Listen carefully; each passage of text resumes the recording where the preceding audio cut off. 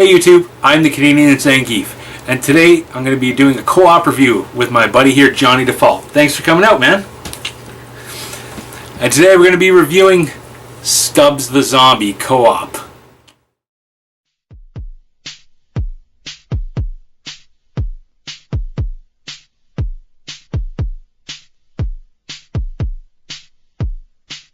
Love, loss, war, family divided, and the American dream. Welcome to Stubbs the Zombie, Rebel Without a Pulse. It's set in a retro-futuristic 1950s world where you play as a lovable zombie. Stubbs the Zombie is just a basic game. The gameplay is kind of mediocre, really, at its core. The movement is kind of sluggish. The controls aren't the most intuitive.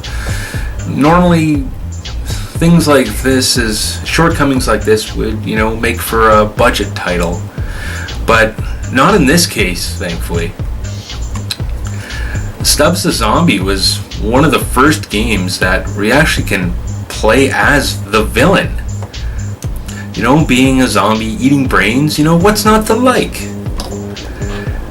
This game is hilarious. Between the 50s jocks, the drunken hillbillies, and sarcastic robots, and of course the wacky soap opera plot twists that could come right out of days of our lives, are more than enough to keep your interest on the story alone.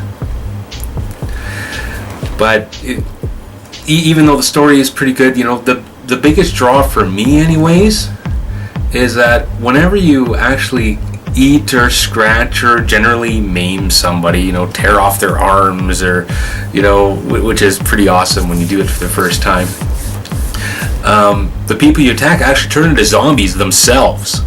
So before you know it, you have like a giant zombie horde kind of wandering around the city of Punch Bowl.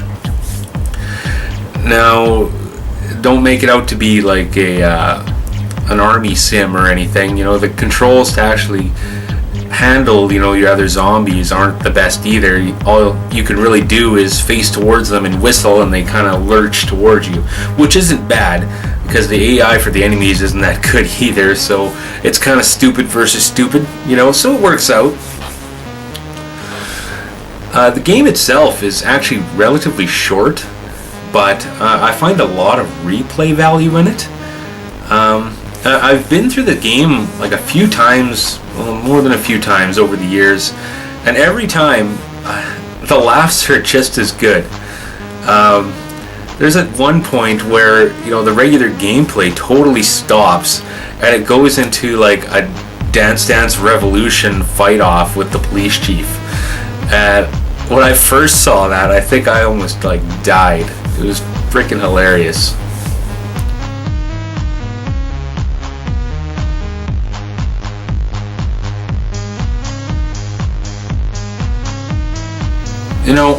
I wish more games would take notes from this one.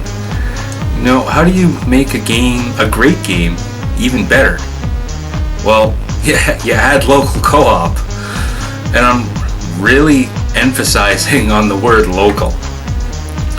I don't consider the whole online co-op, genuine, as there's a certain something special with sitting down with a close buddy and playing through an entire game cooperatively.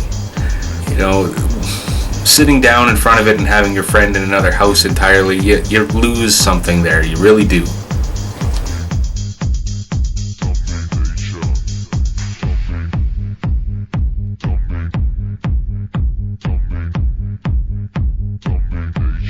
The last thing I wanted to kind of touch on is the music. It really makes the game. They've put out a lot of actual songs from the 50s and so forth, and it really sets the stage for the game in that era. Lollipop by Ben Queller, My Boyfriend's Back by the Ravenettes. It really adds that much more, Now, you may have noticed that the music to this video has nothing related to any of that. That's because, you know, YouTube really likes to play the copyright game, so I decided to avoid that headache entirely.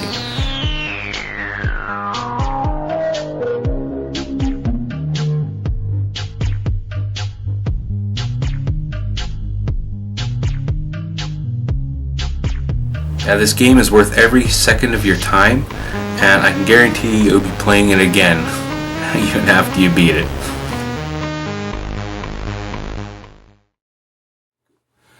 So that's our review of Stubbs the Zombie.